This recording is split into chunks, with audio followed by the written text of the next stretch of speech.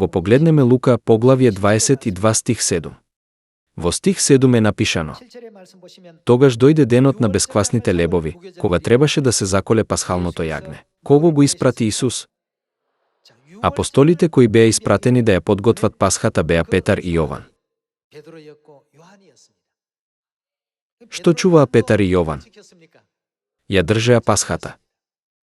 Петар ја држеше, Јован ја држеше, па дури Исус ја држеше. Во времето на екзодусот на израелците, самиот Бог ја воспоставил пасхата.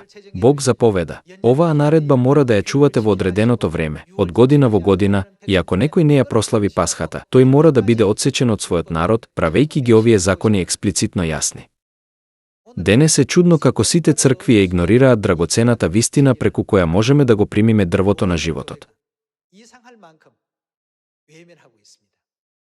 Тоа е напишано толку детално во Библијата. Оваа Библија не се разликува од нивната. И покрај тоа што е исто, тие не го држат. Не е ли ова навистина зачудувачки? Да прочитаме повторно во поглавје 22, стих 7. Тогаш дојде денот на бесквасните лебови, кога требаше да се заколе пасхалното јагне. Исус ги испрати Петар и Јован, велејки: одете и подгответе ни ја пасхата за да ја јадеме. Каде сакаш да ја подготвиме? Прашаа тие. Тој одговори: кога ќе влезете во градот, ќе ве сретне човек што носи стомна со вода.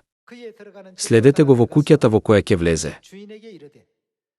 И кажете му на собственикот на куќата: учителот прашува: каде е гостинската соба каде што можам да ја јадам пасхата со моите ученици? Тој ќе ви покаже голема горна соба, наместена. Таму подгответе се.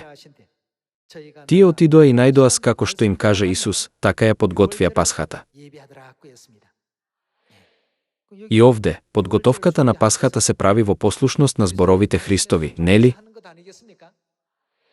Како што им кажа Исус, тие направија токму како што тој рече. Петар и Јован не го направиле тоа по сопствена иницијатива. Во стих 14 е напишано: кога дојде часот, Исус и неговите апостоли седнаа на масата и им рече: многу сакав да ја јадам оваа пасха со вас пред да страдам. Што желно сакал да јаде со своите ученици. Не беа соседите или председателот тие што го посакуваа ова, туку светиот Бог кој ги создаде небесата, земјата и сво универзумот.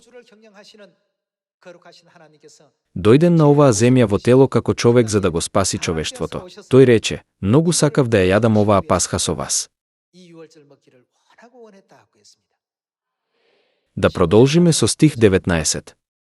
Изеде леб, заблагодари, го прекрши и им го даде, велејки: ова е моето тело дадено за вас. Беше направено за нас. За животот на човештвото, предодредено да умре откако ќе јаде од дрвото на познавањето на доброто и злото, и за ангелите што сгрешија и беа исфрлени од небото, ова е моето тело дадено за вас. Правете го ова во мој спомен. Во стихот 20 гласи: исто така, по вечерата ја зеде чашата, велејки: тоа е чаша што содржи вино, нели? Оваа чаша е. За каков завет станува збор? Новиот завет во мојата крв, која се пролева за вас. Правејќи го сето ова, самиот Бог се облече во тело за да нахрани од дрвото на животот. Бидејќи Бог беше тој што постави херувими со огнен меч за да ги спречи грешниците слободно да влезат по патот кон дрвото на животот, на крајот на краиштата, никој освен Бог не може да го отвори овој пат.